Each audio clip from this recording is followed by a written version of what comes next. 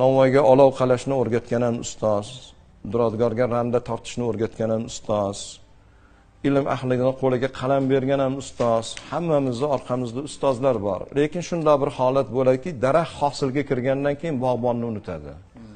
Bu daraxtni ekkan bog'bon bor, tegini yumshatgan bog'bon bor, suvini bergan bog'bon bor.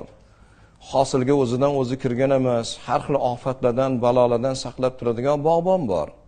Lekin ko'pincha daraxt hosilga kirgandan keyin, osmonga qarab o'sgandan keyin o'zini bog'bonini unutib qo'yadiganlar bor. Shuning uchun men aytmoqchimanki, tijorat sohasi bo'ladimi, boshqa bir soha bo'ladimi, ilm sohasi bo'ladimi, hunar sohasi bo'ladimi, xalq oldiga chiqib kelishimiz o'z-o'zidan bo'lgan emas, qo'limizdan yetaklab olib chiqqan ustozlar bor.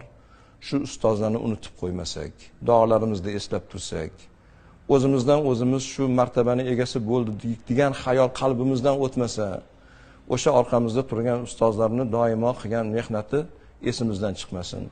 Alloh rahmat qilsin, Fozil qorakamni bir gaplari bor ediki, bu hamma shogirdlarga tegishli bo'lgan gap. Xo san'at ahli bo'ladimi, xo ilm ahli bo'ladimi, xo bir boshqa sohani vakili bo'ladimi, xalqqa oldiga chiqqan odam osmondagi oyga o'xshab chiqsindirdilar. Quyoshga o'xshab, oyga o'xshab egilib chiqinglar, keyin o'zi quyosh bo'ladi.